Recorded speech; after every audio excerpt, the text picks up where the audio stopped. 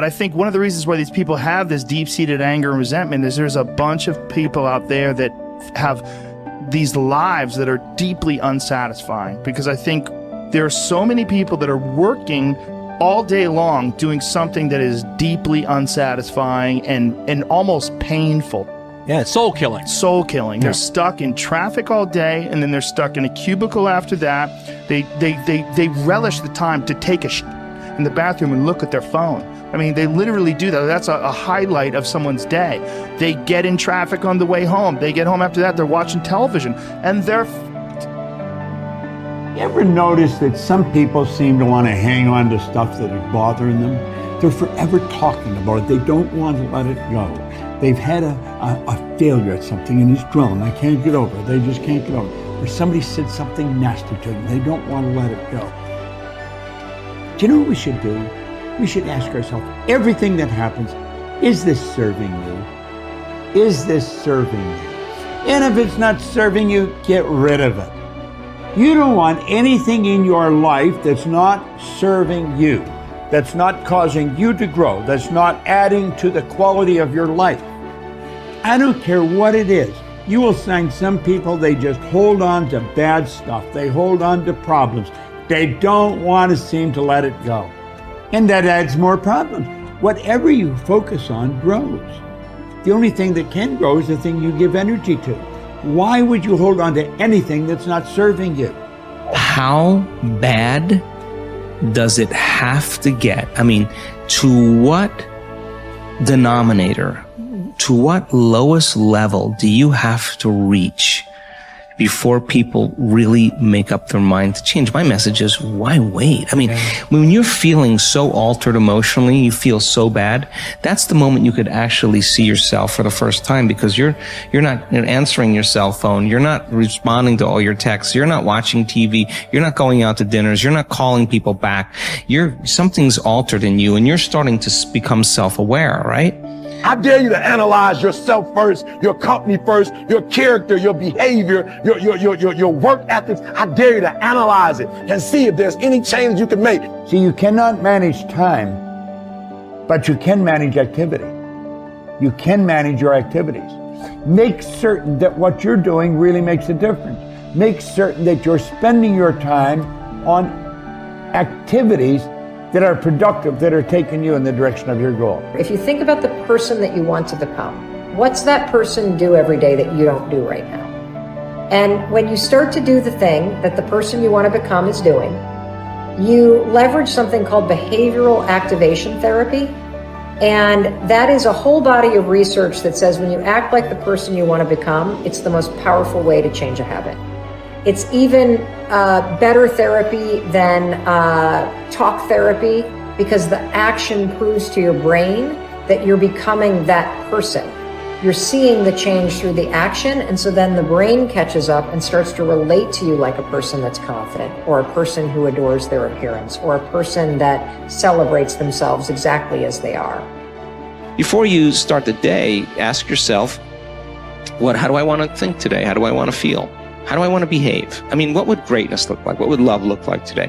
What could I do that would be really cool for me at the end of the day? Say, wow, so I had a good day today. What would make me feel that way? And if you can't find an answer to that, start reading. Who reads anymore? Read a book. I read so many books a week. I know, I'm that way too. So read something about, you want to be wealthy? Read a book about someone who became wealthy, and get real and realize they may have failed 50 times before they actually pulled it off. Or what were their characteristics? What were their traits? What made them? So it wasn't about their wealth, it was about who they became. That's the key, right? So fill your brain with a little knowledge, and then just start asking yourself, what's the greatest expression of myself that I can be today? And rehearse it. Rehearse how you're going to be. And then if it leads to a different choice, that's the unknown. Mm-hmm. And just know that it's not going to be predictable. It's going to be a little uncomfortable. That's where the magic happens. If you can stay relaxed and awake in the unknown, things get pretty exciting. When you're back to the known, you're back to the familiar. Don't expect anything to change in your life. And if you say it's that person or that circumstance, you defaulted and went back to the program of the victim, allowing your outer environment controlling your thoughts and feelings. If you truly do this well, This is what I discovered.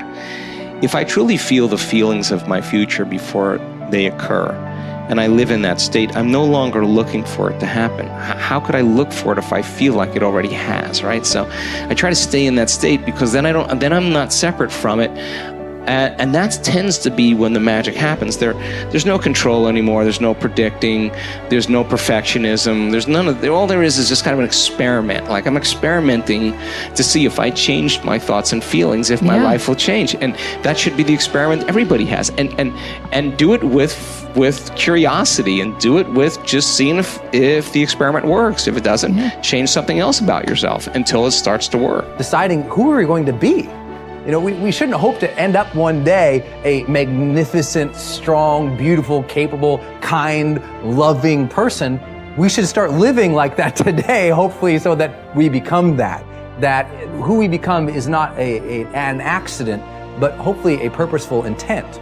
That our days and how we approach our days are literally driven by the intention of who we're going to bring. That we bring our character into each of the circumstances of our lives, and by doing that, maybe we can't always direct every circumstance of our life. We can't control everything, but we can certainly control our responses to them. We can certainly dictate who we're going to be in those circumstances, and that helps us achieve our ultimate destiny that we desire, not one that just lands on us.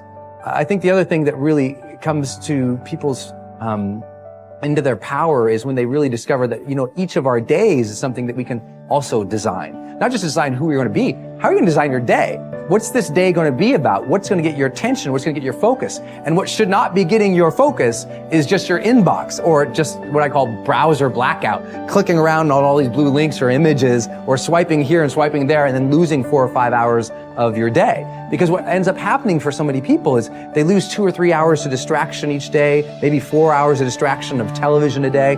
And over the course of their lives, now a decade is gone of opportunity, a decade of missed opportunities to connect with your family, to achieve your dreams, to work a little harder, to contribute that thing you always contribute, to learn that skill that you wanted to learn. Like, we have to decide on our days. We have to design them. We have to wake up and decide what this day is going to be about, what's going to get done, what's going to deserve our focus, who will we reach out to, instead of just responding to everybody else's needs. Look back over your life and ask yourself, what activities, behaviors, or decisions have been most responsible for my success in life to date? You will probably find that less than 5% of the things that you have said or done have accounted for most of the success you have enjoyed. You may find that it was your unique ability to solve a particular kind of problem or to take advantage of a particular type of opportunity.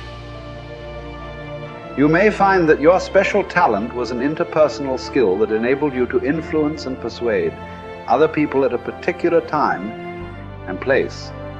You may find, on analysis, that it was an ability to take charge and accept responsibility for accomplishing a particular goal. Whatever has been responsible for your successes in life to date may be a good indication what you should be doing in the future. Analyze your work based on the measure that I call return on energy. Leaders in every field deliberately apply their talents and energies where they can achieve their greatest return on the amount of energy, mental, emotional, and physical, that they invest in any endeavor. They refuse to take on jobs or work in areas where they cannot perform at exceptional levels.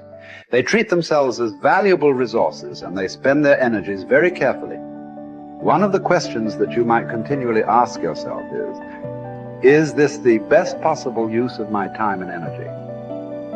Is what you are doing right now the most valuable thing that you could be doing, given your particular combination of talents and abilities? Often answering this question will help you to see that there is a vast difference between what you are currently doing and what you should be doing if you want to be fulfilling more of your potential. Once you have chosen your ideal job or occupation for this stage of your career, your biggest responsibility is to make the decision to become very good and then to become excellent at what you do. In a lengthy study on successful Americans, the Gallup organization discovered that expertise, or being recognized by your peers as one of the very best in your field, was one of the essential ingredients for success in American life. We said before that self-confidence comes from positive knowing rather than positive thinking.